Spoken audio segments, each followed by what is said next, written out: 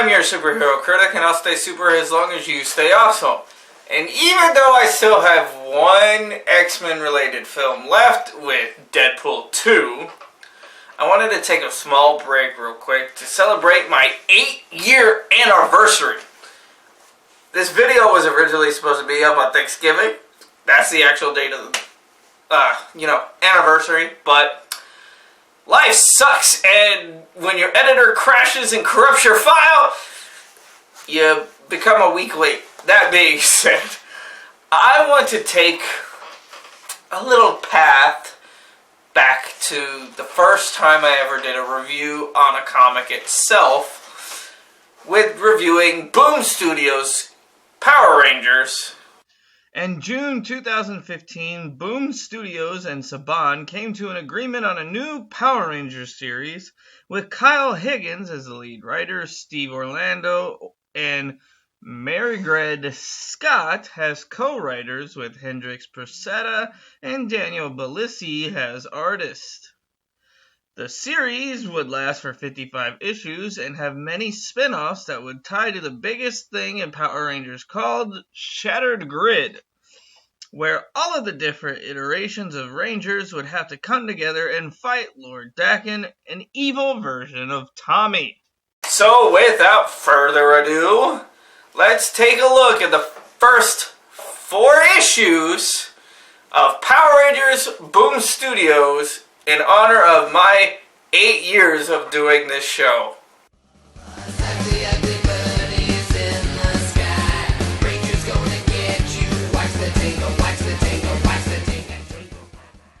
However, before we actually begin, let's do a recap on issue number 0, since it's been a couple of years. Taking place after Tommy has betrayed Rita, he is plagued with nightmares of killing the other Rangers while starting a new school. Rita creates the Bullzer monster to attack the city, forcing the kids to leave school and go into action. But when the monster goes after the bridge, Tommy's controls lock up, destroying the bridge in disaster. Zordon wants the Rangers to be careful as the issue ends with Scorpina scooping up a dark crystal for Rita. So we begin with Bulk and Skull recording their Ranger Station videos as their intro talks about who Rita is, the destruction they've caused, and the arrival of the Power Rangers. They then discuss the Green Ranger and his journey from evil to good, interviewing not only the Rangers, but others on what they really think about this new Ranger. You know, it's no worse than all of the destruction from fucking Superman. Tommy, of course, wants nothing to do with the video, acting like he knows nothing, as Kim invites him to grab coffee after training. I thought you were more of a juice girl. Tommy! How little you know. See, sometimes I put it in a funnel and then I stick it up mine. The two agree on a date as Zach is woken up by the teacher for falling asleep in class. This results in him getting detention, which Jason thinks is unfair, but he ends up getting detention as well. Then at lunch, the Rangers discuss the detention as well as Trini and Billy talking about running diagnostics on the Dragon Zord. Tommy enters the cafeteria to join the rest, with Rita still in his ears, and the rest of the Rangers unfortunately have to leave due to the bell forcing Tommy to eat alone. Trust me, Tommy, this one personally hits home.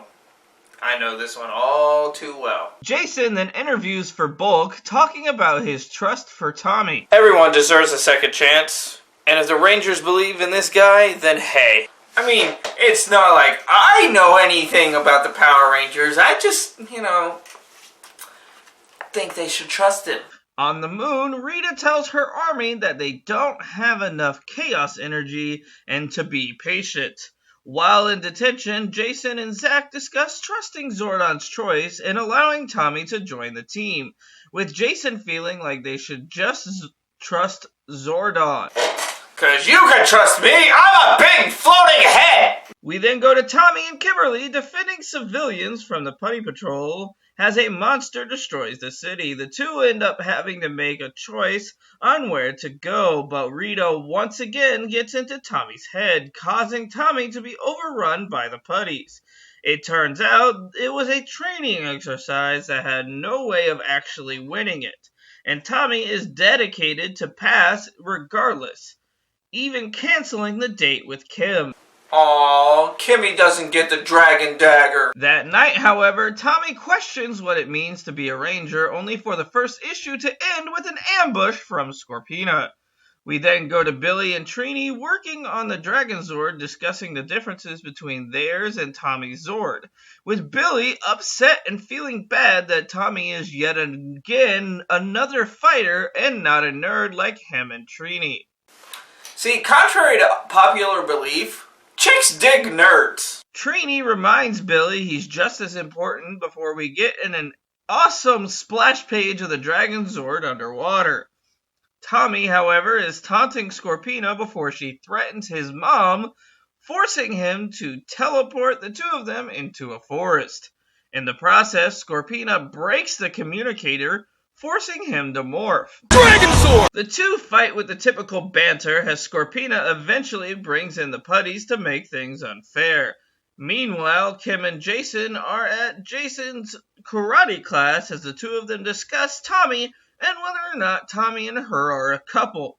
Jason is then told by his fellow teacher that they want Tommy to teach as well. So first he takes my teaching gig, what next? My slot as team leader? Back with Tommy, who is having a rough time as he's overrun with putties, all while Scorpina demands him to give Rita the power coin back. Kim and Jason arrive to help, taunting Scorpina with Zach coming really late. Hey, what'd I miss? See, that's what you get for being late, Zach. You missed Scorpina and Babu doing a porno. Scorpina tries to leave the fight with Tommy deciding to chase after her, only for her to disappear with the ghost of Rita once again torturing him. Tommy is pissed that he's messed up, causing a fight between him and Jason, but back at the command center, Zordon reminds the team that they need to be aware of Rita because she will not stop until the coin is hers. Billy then lets the group know that the Dragon Zord is just not listening to Tommy due to trust issues. This amount of stress eventually angers Tommy but causes him to faint, ending issue 2. Good feint and all, but Kimmy did it better.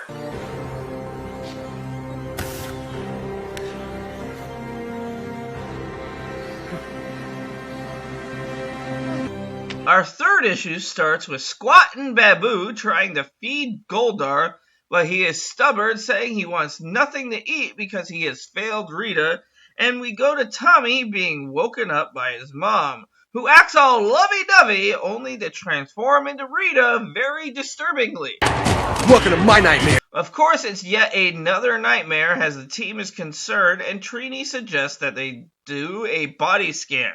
Meanwhile, Rita is praising Scorpina for a job well done, as the chaotic green energy has given enough power to make a clone of the Dragon Dagger. Dharma! Darshan! Exact book! Narun! Gesundheit! Trini is talking to Tommy during his scan as she questions if he remembers the evil things that he's done before. They are then interrupted by a loud thumping that turns out to be the Dragon Zord being called on its own, forcing them to morph. Dragon Sword! Saber-tooth tiger! Tommy cannot get control of his Zord, forcing Trini to call on hers, starting a fight between the two as the Dragon Zord ignores the flute. This, of course, is yet another dream in fear of Tommy keeps having. Meanwhile, the other 4 teens are once again talking about trusting Tommy, as Zach believes that they should be less trusted. Like I said, you know what kind of fetishes he might be having? They continue their talk before Trini has them come back to the command center and shows them the analyzed power scan, showing how unstable he is. They question if it is Rita's doing, as Tommy finally opens up about his hallucinations, causing even more of a ripple. The viewing globe then alarms, showing the Dragon Zord has indeed risen thanks to Scorpina and Rita's dagger, ending the 3rd issue. Well, you know it is the ocean. You can never tell just how fast this weather might turn. I don't think a sweater's gonna help all that much. Scorpina begins taking the hijacked Dragonzord to the city as the Rangers question how it's even possible for her to have it. Jason tells Tommy to stay behind as the rest morph and summon their Zords, as Scorpina destroys cable cars. Smashing cable cars? That's in poor form, even for you guys. Yeah, you'd think you'd have some sort of class. Billy uses chains to drag the Dragonzord back to the sea as Rita instructs Finster to make shark monsters that will break the Zord free. So while most of the team deal with the sharks, Jason handles Scorpina. I don't know what your plan is, Scorpina, but you're not getting anywhere near. Or maybe you will. Tommy begins to doubt himself again as the Rita hallucination decides to make him think the team wants nothing to do with him. He fights back, reminding himself that he is just as important to the team, telling Zordon that he is heading there regardless of what Jason demanded. Bad Green Ranger. Better go cool off. And wash that damn costume. It smells like asshole. Kim catches Tommy as he falls and begs the group to trust his plan as he leaps into the eye of the Dragonzord, attacking Scorpina head-on, while the Megazord is formed to attack and take down the sharks. Scorpina rants about the power given to the crystal, and Tommy breaks the dagger. Sorry, just did. What you gonna do? Jason is furious that Tommy ignored him, but they fight that it was his actions that led them to victory. The anger begins to fuel the crystal as the group is butthurt, and Scorpina is happy as the energy continues blowing up, destroying the command center with a looming figure, and the fourth issue ends with the Rangers looking on to the dark figure. I've been looking forward to destroying you for some time. Who wants to go first? These comics are more phenomenal. They are amazing when it comes to the writing, the art, and just the overall plot makes you want to know what's going to happen next. This is just the first 4 issues. I highly recommend looking at the entire Boom Studios storyline if you're a fan of the Power Rangers in any way.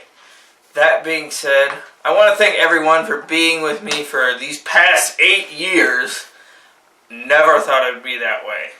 But, alas, next week we will finally finish the path to the X-Men with Deadpool 2.